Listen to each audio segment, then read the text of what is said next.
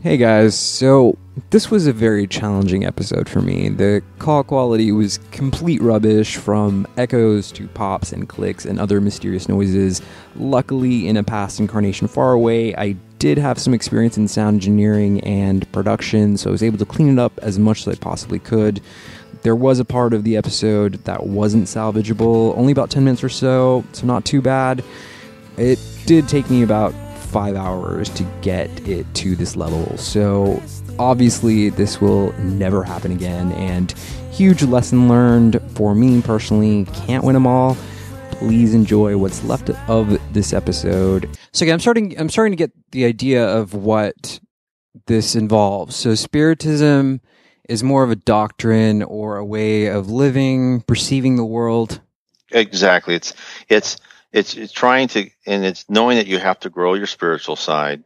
It's knowing that you can't be too materialistic. I mean, you have to be enough to be successful in this world, etc. You have to love and care for other people, and know that you have to grow yourself and also help others as you can, because that's really what it takes. Because we are, all of us here, our destiny is to be a pure, high spirit, which is, you have to have love to everyone, not just your immediate family, but everyone, and everyone who's alive. And that's not easy. I mean, I'm not anywhere near that, of course, but I mean, that's where we need to be. Every ideology says this. We're ascending into this space or something that's higher than this realm. What is awaiting us? What is this thing? Sure. So, there's this great, for your listeners out there, actually on YouTube, there's this great movie called No Solar. It's in Portuguese, but has subtitles. And in the book, psychographed by Chico Xavier, Andre Luis was a doctor in the late 19th century, early 20th century. And he psychographed this whole book about his whole journey when he died. Spent some time in the lower zone, which is like on Earth, and then he was helped to go to a heavenly, or also called a celestial city, called No Solar. And this is one of the first levels of a heaven type. Now, the bad news is when you're in heaven, it's not the Elysian fields. You're not there doing nothing. You actually are still learning and working and helping other people. And so, even in the Spirits book, when back in the 1850s, when I wrote the book, they say, well, they ask the spirits, what's heaven like? Well, heaven is you keep working, because really hell would be eternal leisure and doing nothing. So you always are learning and working. And in fact, one of the stories that Geraldo said was he was talking to Chico, and this is when Chico was still alive. And his mother, who communicated Chico many times, his mother, he was talking to his mother as her spirit, and his sister had just died a while ago, and his sister did not believe in Spiritism. She was a devout Catholic, and his mother said, "Okay, don't worry. You're going to go to a little colony. You're going to rest. You don't worry about anything. Just recover from your time on Earth." And then his sister said, well, but Mom, goes, what happens to Spiritists? And she goes, well, for Spiritists, they put you to work right away. So that was, that's what happened. So when do you have direct communication with these spirits? How do you get in direct communication if you do? What is your process? I have no direct communication. I have the spiritual aptitude of a fence post. So, I mean, for me, all this has been my own reading, rationality, and my own experience. But I've been in meetings, and I follow, which is a lot of great YouTube videos by people in Brazil, which is really the center and the growing center of Spiritism right now. There's actually 5% of the people in Brazil are Spiritists. So that's how I get the information, by looking at the videos. And there's also videos available in English from people come here and give lectures and so forth. So if we could just rewind just a little bit and go back to reincarnation here. So what are some of the main lessons that you see that people need to learn or have to learn or can learn? I think the main I think the main lesson is the fact is that do not be so materialistic. I mean, this is hard, especially in this culture. I mean, this culture is all about materialism, and that's probably a bit of an exaggeration, but is be less selfish, less self-centered, and try to help other people. Don't gossip about people. Help them. If someone needs you at work, help them out. Try and understand what's important. What's important about this life is love and helping others. It's not about amassing a new car, a new dress, or whatever. So do you find that there is an ascension? So there's a level of incarnation. So a person could be a sort of like medium level incarnation, and then you get to a point where you're in a final incarnation, and then you ascend? So what I believe is that you reincarnate many, many times, centuries and centuries and centuries, and we are on a planet of atonement, which means the planet Earth right now is a place where you go to learn to how to improve yourself from your past wrongs. The Earth at some point in time will become a planet of regeneration, and then you will still reincarnate, but you'll reincarnate and you'll learn things more in a more calm, sensitive situation. Here, when we reincarnate in Earth is, a lot of people say, well, Earth is a horrible place. There's bad things happen to you. There's a lot of suffering. And that is because that is what it should be. It's a place to learn from your mistakes. And if you've done bad things in the past, bad things will happen to you. So yes, at one point in time, we will stop reincarnating. That will happen. But that, for anybody here on Earth, that's a long time from now. But it's no big deal because we're all immortal, and it will, it'll all come. Okay. So you talk about, I read your book, you talk about these various force centers, and you go through like the crown center, and I guess they would be chakras, right? Yes, yeah. That's really, the Hindus had it correct. It's really the chakras versus the centers. It's how you're made up of three elements, right? It's your physical body, your paraspirit, which is a paraspirit you can look at like a futuristic spacesuit, which just kind of covers your body but it's transparent. And then all your experiences, all your memories come through your paraspirit, and it's connected to your spirit. Your spirit will retain everything you have. You'll have a memory of everything you've done in this life, past lives, wherever.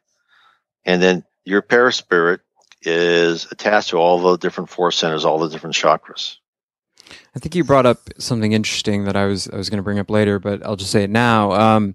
Why don't we remember our past lives? I mean, that seems like it would be a pretty big deal as far as learning goes. I mean, if I could remember all the mistakes that I made in my last life, then I'd be less prone. Yeah, I'd be less prone to making it again. Mistake. So there's a couple reasons for this, but first I'd like to say is that you do have some ties to your previous lives. And there's two things that you have. You have your conscience and your instincts. So within each of us is a set of divine laws. We know in our conscience what's right and wrong. But do we listen to it? But that's why you should listen to your conscience, because your conscience has a set of laws, and it also has a set of previous experiences of how you interpret these laws. And your instinct, let's say, you're going down a dark alley or whatever, that instinct has been honed through multiple lifetimes, thousands of years. Now, why don't we have our complete past memories? There's a couple reasons on that. One is we can't look at being here on Earth as we're trying to learn scientific things. We're trying to learn, how we're going to do differential equations, how we're going to, learn a new computer program. All that is probably better learned in the spirit world, where they're very technically, they're more advanced than we are. We are here really are learned to meld our emotions, change our attitude, modify our beliefs. And through that, we go through more emotional experiences. And they don't want our past. They want us to go through these experiences so our past does not influence our ability to change and transform because of the experiences we're going here. Now, the other thing is the spirit world wants people to reconcile. So you may be born into a family that you did something bad to. You may have stolen money from that family. You may have had a bad marriage or something else, or you may have been a spurned lover. Then you may be born in the family as that person's sister, or the person you stole money from, that person's son. So then you can reconcile with that family. And if people knew what they'd done to each other in the past, that could be very difficult then to regain that love and trust. That's an interesting take on it. I'm still a little bit skeptical here. I just find the whole idea of the, as you term it, the serial incarnations, the linear incarnations, it's a bit hard to follow, just because, I mean, if time time moves pretty slow, man, and if I am only existing in this one incarnation right now, it's going to take me a lot of Earth years to get to a point where I can ascend and get off the planet, essentially. And what's in it for me for being so selfless? Not to, you know. Yeah, no, that's a good question, because I mean, you can make the decision. You know, you don't have to become selfless. You could, you can stay in this pattern of reincarnating on the planet of atonement for as long as you want, for thousands and thousands of years. And yes, your first comment is, yes, it's going to take a long, long time. So what's in it? What's in it for you? Is, well, first of all, when people, the reports we've had, like from Andre Luis on the Celestial City, when you ascend, I mean, you are surrounded by love and caring, and you just, you are lighter, you're less dense, you feel better. It's like, I try to tell people, it's like, have you ever worked in a place where you just loved everybody you worked with? I mean, and those experiences are so rare, right? They last maybe a couple of years or whatever, but you just love going to work. You like the people you work with. You wanted to hang out with them. That's really kind of and you're doing what you really love, what you're passionate about. Right. That's your reward. So how do you explain disincarnates, like the like ghosts and paranormal phenomena, people that seem to be stuck on this sort of alternate dimension? Right. I mean, and so first of all, let me just say this: the whole thing about talking about ghosts and spirits, it is kind of amazing, because you think back. And, here we are in this culture, and we've all looked back at the more primitive cultures where they believe in ghosts and spirits, like, oh, those people know nothing. But now here I am saying, I've read all this, and we're really, the spirit world is all around us. So, I mean, that's strange in itself.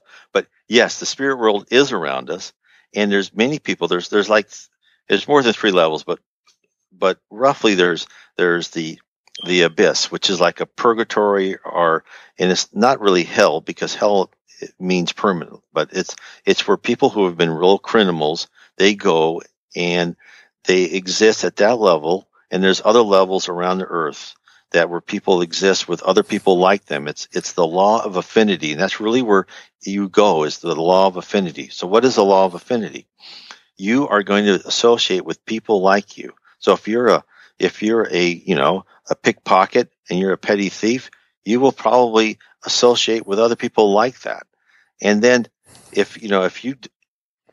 so that those people do not ascend, they're not ready to ascend, because they still have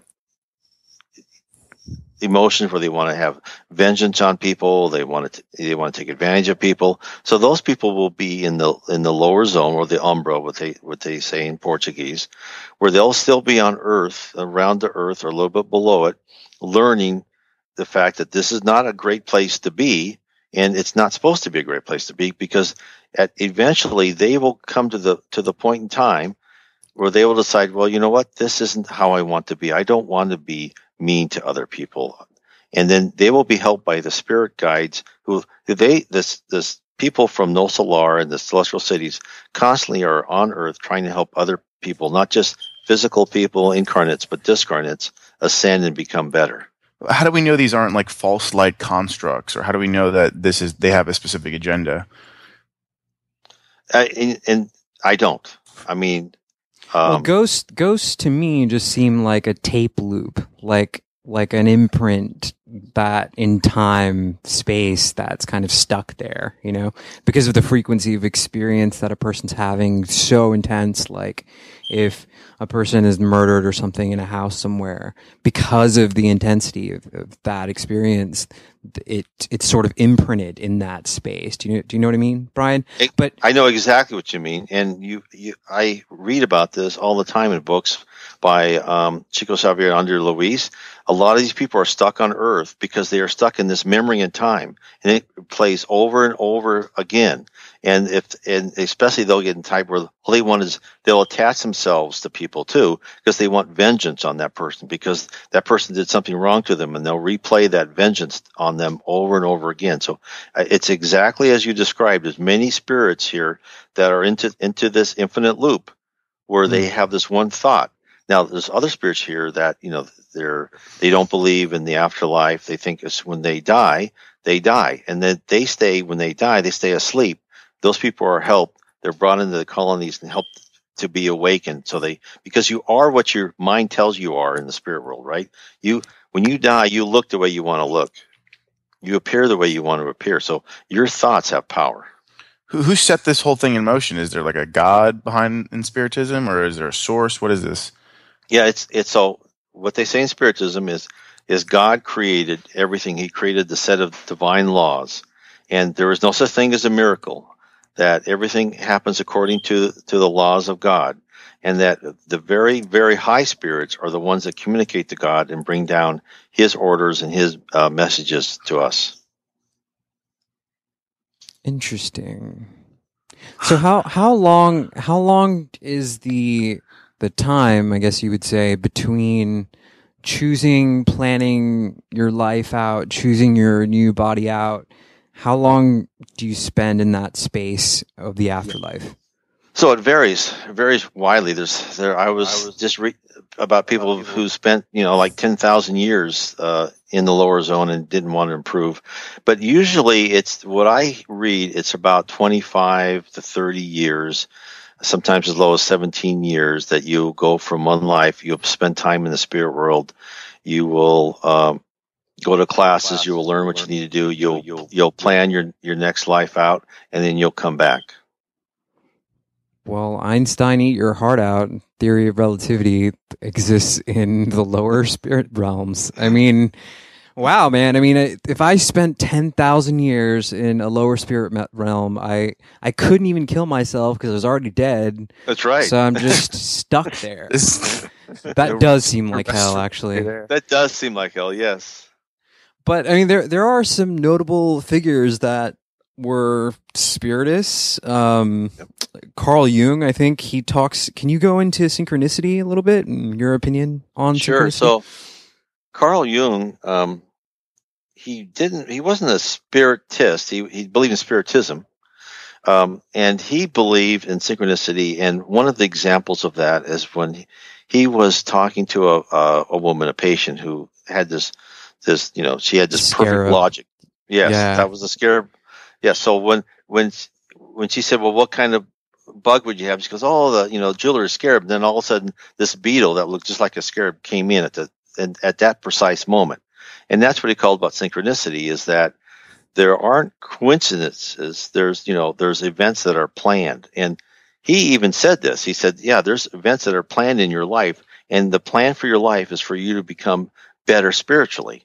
And that's exactly what the doctrine of Spiritism also says, is that when you plan out your life, you're going to plan out a series of events, and those will happen. So you mean like synchronicities that kind of guide where you're headed in a way, or like guide markers, kind of warning signs? Yes, I mean who you married, it could be one sign. The children you have, the job you lost, the job you made. I mean, the fact that the bank I worked for went broke, I mean, that must have been planned. So then what is the marker for deciding when a lesson is learned? Is there an energetic connection? Like for example, if I get married to a person that I've been married to before in previous lives, and we're supposed to learn a specific lesson, do does that marriage kind of dissolve after that lesson is learned? Do people exit and enter your lives through your various lessons? Is it like a finite number of lessons or something like that? Those are all good questions, and I don't really know the answer to that. I believe that let's talk marriage for a second, is once you have a spiritual soulmate, you can be with them many lives, but that doesn't mean you're there forever. But I think that there are lessons. Let's say, as an example, like I had kidney stones, right? And to me, that was a suffering that I'm sure I deserve for something. Now, what did I learn from that? I learned about suffering and so forth. I don't know what I was supposed to learn. I know it ended, so that means that lesson ended at some point in time. I know, I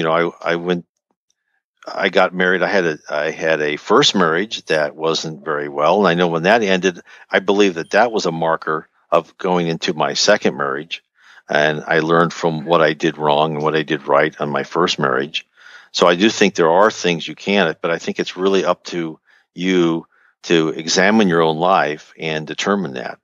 I can't tell you a set of guideposts that would that are right in the middle of the road that tells you. Is there a point where you're in the afterlife and you decide, oh well, I just don't want to reincarnate again? I'm done learning here. Let's move on. Have you ever noticed or encountered that? Yes, I've seen that.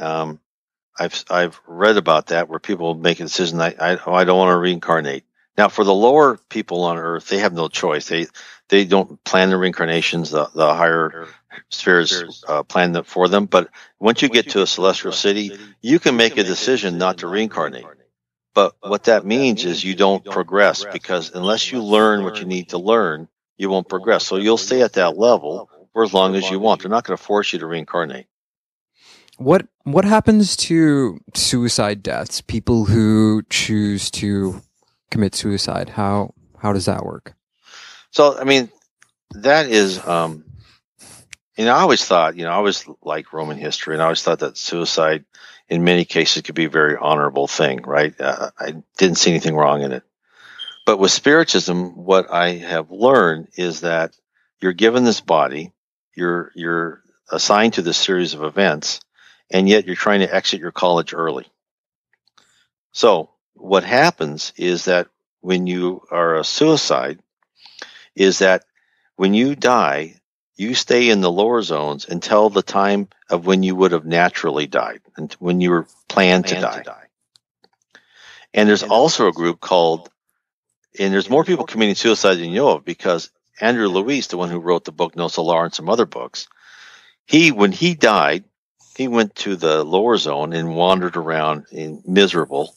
And people would come up to him, other spirits, and call him suicide. He goes, "No, I'm not a suicide." And when he went to No Solar and he recovered, and they said, "Oh, you're a suicide." He goes, "I'm not a suicide. I died on the operating table."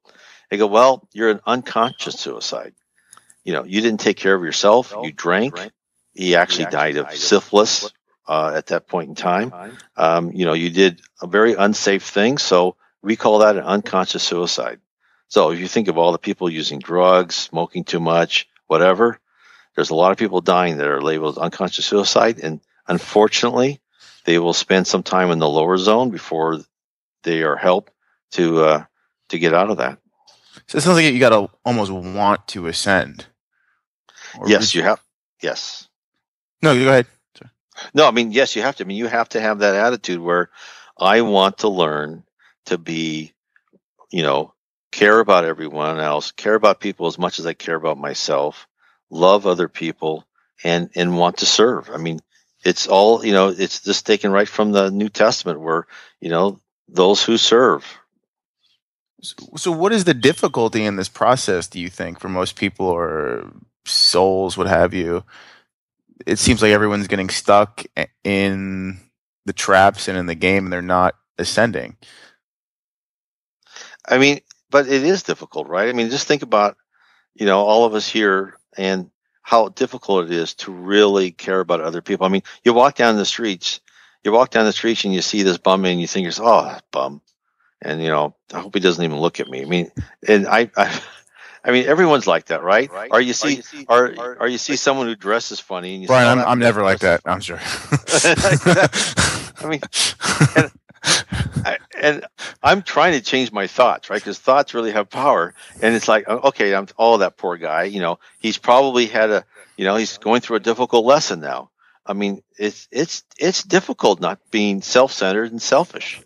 Yeah, you talk about thoughts as mental telegrams in your book, which is kind of interesting to me. So you're saying that what I'm thinking can project out. I mean, I kind of already feel this way anyway, but for the sake of our listeners, that my thoughts are projecting out and people pick up and receive these thoughts as well. Are we communicating on other levels? Yes, I mean, I believe that's true. I mean, we're all like radio transmission towers. Our thoughts go out. We buy in one of the books, Domains of Mediumship, Emmanuel, who was Chico's spirit guide, wrote a foreword to the book. And we all have unique IDs. It's like we all have IP addresses. So that's why our thoughts are, other spirits know what we're thinking and where we're at any given time. Because our thoughts go out, we also receive thoughts. There's also the thing where they did a study. I don't know if you saw that in the book, where when they had random number generators throughout the world. Yeah, and we interviewed Roger Nelson. Yeah, isn't that interesting? Where all of a sudden things changed a little bit because of people were thinking the same thing. Right. I mean, definitely intriguing stuff. I kind of want to know more about reincarnation, why we have to reincarnate to learn these lessons in the first place. I mean, nothing against Earth. Earth does seem kind of like this kind of, I don't know, man. It's all right. I'm okay with, being on a different planet or just being floating around in space somewhere. I'm cool with that. Right. So I just, the whole idea of reincarnation, and then, the idea of only reincarnating linearly, that hurts my feelings, man. I take that personally. Like I can't even imagine that. I just, that's going to take a while for me to kind of absorb. It's going to take, yep. And so this is why reincarnate. You first of all, think about the power of a high spirit. Think of the power of Jesus when he was on the Sermon on the Mount. So in the Spirit's book, what they say is that when Jesus talked to people in the Spirit of the Mount, he actually put in mental images in their mind. That's why so many people went to his sermons. And that's why so many people stayed, even though they were probably hungry and tired and thirsty. I mean, think of the power this high spirit had to change people, to get people to do anything he wanted to heal people, etc. Now, think of someone like me or you or anyone else in the audience who would have that same power. So, I mean, if you had that power and you saw some beautiful woman in a bar, would you take advantage of that? Say, hey, you love me. Or, you would know what the stock market is going to do. I mean, think of the power. So probably think none about of those things, actually. Yeah, probably. Jesus was a well-renowned pickup artist, as everyone knows. Yes, exactly. So you have to look at us. It's like how a samurai sword was made. Right? When you had 10,000 hits, right? With the steel, you had to take all the blemishes out, so it'd be hard steel, right? It'd be a perfect diamond. That's what we go through in reincarnation. Every blemish, every flaw we have is going to be fixed over time, and I'm sorry to say, but it's going to be a long, long time. But we are immortal, so at the end of it won't be that long. But it will be a long time for us to have all our blemishes and our flaws removed. I want to get back to the Jesus kind of parables for a second. Our listeners can take a drink now. I wanted to, so it's pretty, even other like religions say that, Islam and some of the ascended masters in the Hindu culture, they revere Jesus and they say that he was also an ascended master. So what happens to like Jesus? Is he done? Like, is he ascended? Do we have to end up becoming a Jesus to get to the next stage? What is the process? There's a hierarchy to this, it seems. Yeah, there is a hierarchy, and Jesus is He is like the governor of our planet. Now, there's other planets with other people like Jesus in control of other planets. In our solar system, there's in kind of our area of the nebula, there are spirits who are in charge of that area of the nebula. So you ascend to a point where you get to control your own planet, basically, is what you're saying. Or more, or in it, but then or how a galaxy many people, or a solar system. or galaxy. But so, and I'm not sure that everyone ascends to that level, because I'm thinking, this is just me. No one else thinks this, but it's a lot like a company where there's different routes to ascension. Not everybody has to become president of a company. You can become a very good technical guru, right? You can become, the head of accounting. So I think there are different ways to ascend and to become a very high level spirit than becoming in charge of a planet and that type of thing. So can a planet, the residents of a planet, confer some kind of energy to an earthling? If it's that kind of reciprocity to the process, if you can become a planet, is there a tie to perhaps like worshiping certain planets or things like that? No, not that I know of. As far as worshiping different planets, I think that you can, as long as you, worship God and worship, the goodness in you. I mean, and of course, that's another thing I want to make sure people know is that you don't have to be religious to ascend. As long as you're caring and loving and an honorable person, you don't have to be a member of any religion to ascend. So you have like a Jesus character who has dominion over the earth, and he seems to be on Team Jehovah or Team Yahweh or this demiurge or whatever you want to call it, this entity. There must be others. Is this where like a Satan comes into play, or are there other beings that have a hand in this process? How does this work? So there's no such thing as Satan per se. There are spirits that have stayed in the abyss for long periods of times, but each area of Earth has its own like little mini areas and little government. So even the lower zone has some organization, and it's like where we are here on Earth. It's like the prisoners are in charge of the prison. So, but there's only Jesus. Jesus has all the power. So there's no such thing that I know of as fallen angels that were Satan. It's more spirits that just stayed in the abyss and became powerful within their own little spheres of influence within that area, within the lower zone. But even they eventually will get the call and understand that that's not how they want to be, and they will rise up and become better spirits. It's like a spiritual Australia. Yes. Yeah. We are a spiritual Australia. Yes. Because we're a planet of atonement. I mean, we're not people that you really want to be with. We're not civilized. We're all pretty immature spirits here, and we're all going through class. And I think, I believe that Jesus looks at us like we're kindergartners, and they think, oh, look at they don't know they're what's from what's. Brian, you've got a second book that you've written here. If we could talk about that a little bit, Explore Your Destiny. And can you go into that? What drove you to write it? So Explore Your Destiny is really, I thought Reincarnation was the foundation of, it's more centered on you, what you can do. Explore Your Destiny really goes through what is the spirit world about? What's the organization of it? What are the different levels of the spirit world? What are it's the whole process. I mean, I believe there's a lot of answers in there of, why we're here. What's the future of the earth that people have been looking for their whole lives. Now, it's certainly free for people to be skeptical and not believe it, but I think there's a group of answers here of, why is the earth so bad, and how is it going to get better?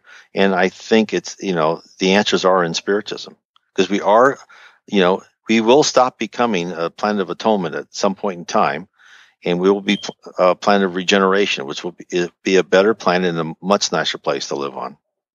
I mean, don't get me wrong, Brian. I definitely have experienced events like this in my life where it definitely feels like I'm experiencing something that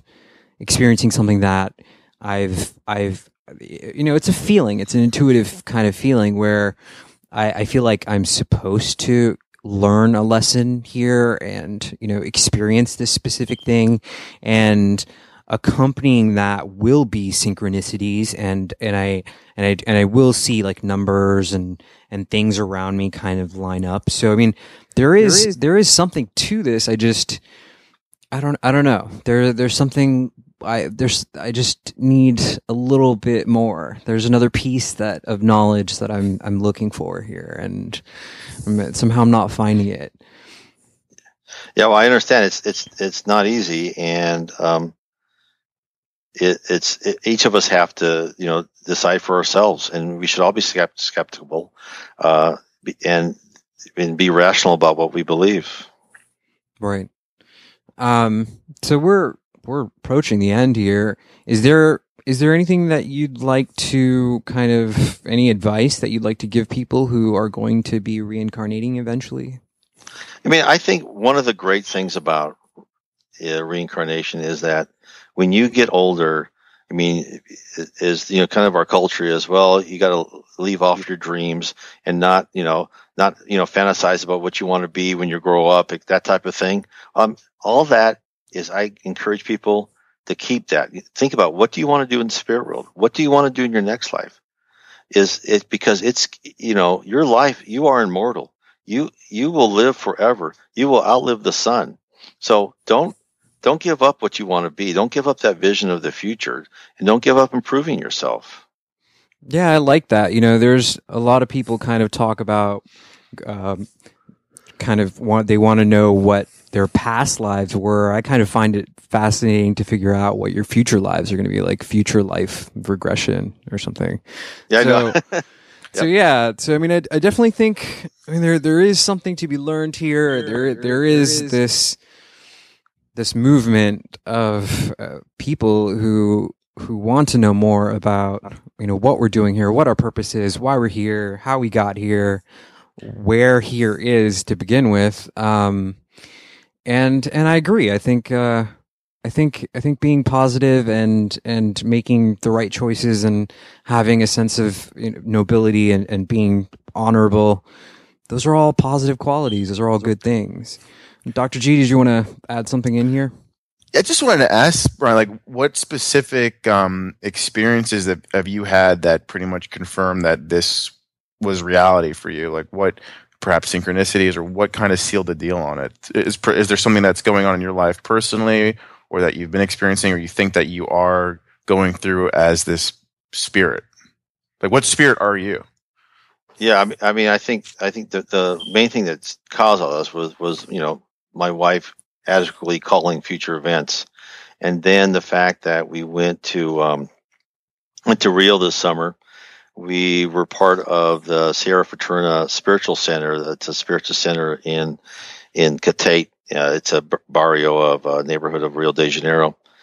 And just being with there, I went to a mediums meeting. They talked to other spirits there, which was interesting. But I think one of the things that was amazing was we went to a spiritual healing center, and in that healing center, they, the spirits go behind the person that helps you. And I tell you, my back's been hurting for years and years. My back's better. My wife got herself better. Now, was that positive thinking? I think a lot of it is, because we do, we should be our own physicians, but I keep seeing things, time after time where little things like that make a difference and make me believe. What happens during a mediumship session that, I've never experienced that or seen that, so I'm interested. So we were at a mediums meeting, and it was a meeting. They invited us in, and it's a meeting for obsessed spirits. And so we weren't on the table. I was around the table, and so what spirits would come through and talk through one of the mediums, and like this one lady was saying, "Oh, help me! I'm burning. my skin hurts, my wrist hurts. My terrible husband did this to me. And then the husband came and said, well, I shouldn't have done this to her, but and it was all about making the two spirits forgive each other. So, Wow. because it's just like you were talking about, where people are in this infinite loop. These people were in this loop. It must be because the way he was talking, must have been back probably in the 1920s down Rio de Janeiro, because he said, women were more kind of, we were own them and so forth, and they're trying to get these two spirits to forgive each other, and the whole purpose of the meeting was to get the spirits to talk to each other and to learn to let go of revenge and hatred. Oh. Very interesting. So you guys conduct these meetings so that you can heal spirits that are already in this disincarnate type state? Is that exactly? That's what Spiritism. They hold meetings to help spirits. They hold meetings, like Chico. They'll have meetings then, like for people who've lost loved ones, to get messages from loved ones and everything. And all this is, you never do this for profit. You never do this for money. It's a gift from God, and you do this to help other people. You don't find this activity dangerous at all? I mean, is there any chance of possession? That's a good question, and that's why when you have these meetings, and if like in spiritist groups, you should never, as people, like get on a Ouija board and start doing this yourself. What you should do is you have it at the same time, let's say, Friday nights at 8 p.m. You have your spiritist meeting at that time, because then the spirit guides will come and they'll actually protect your area, and they will regulate the spirits that are allowed into that room, and they will actually be around that spirit and have them, help talk through a physical medium, and they will protect you against any other spirits that come around. So they'll kind of hold the space almost shamanically in that realm. Yep. Yeah, they'll hold the space to protect the space. They actually have, different methods to keep other spirits out so they can control it. They will select the spirits that need help. They'll bring those spirits into the room at that point in time, and then they'll be there to be given assistance. Have you ever seen anyone kind of lift off a table or anything spooky kind of like that? No, I did talk to this one guy who is able to see spirits, and he says that in Spiritism, they also after they have a talk, they give passes. I don't know if you know what passes are, but that's where your universal fluid goes through you, the person giving the passes, to the person who's receiving it, and it helps you get your vital fluids, helps you get your balance. And he will actually see the spirits go around, and he says they move like automatons, like robots, really fast and like perfect movements, and they'll just move people around and so forth. So it's very interesting. Wow. I went recently. I was up in New York City and visited some friends of mine, and they were, they're not religious, these particular guys that I was hanging out with, and they were messing around with a Ouija board that they were just, brought out for fun. And they told me a story that happened in the apartment that they were in, that I could see it in their eyes. Like, they did not want to play with whatever they manifested in that space. There was some kind of ancient Hebrew entity. They looked up the word that was spelled out, and it was pretty horrifying, they said, and they never wanted to play with that again. So yeah, I mean, I would cautious people not to do that. That's why you make it so you have it the same night, and the spirit world, the higher spirits will protect you, and you do it for people's good, not for fun and games. Wow. The intention is super imperative. Yes. It sounds like. Yes. So, Brian, is there a place that people can find out more about Spiritism? Your website? Yes. Yeah. My website is nwspiritism.com. And I've got links to a lot of other sites, and actually free PDFs for spirits books and so on and so forth. So I certainly invite people to check it out. I think it helps give you an attitude. It helps you look at your life from 50,000 feet instead of at 0 feet level. It helps you look through your life like, I go through these good things and bad things, but it will be over soon. I'll learn. And it makes you more calm. What are you working on now? What's coming up for you? What's on deck? Right now, I'm working on a book. Where I'm taking stories of NDEs, near death experiences, and I'm interpreting them by what Spiritism says. So that's my next book. Cool, man. We'll have to have you on for that. Yeah. Yeah, we'll look forward to that one. Well, Brian, it's been a pleasure having you on, man. Thank you for talking about Spiritism. It kind of got me interested a little bit. Hopefully, the listeners will look up your work a little bit more. Other than that, Dr. G, you got anything else to say, man? No, thanks again, Brian. I really appreciate it. Well, thank you. I really appreciate it, and I'm sorry I missed the first time, and I apologize again. No worries, man. All right, guys, this is Xavier. This is The Human Experience. We're getting out of here.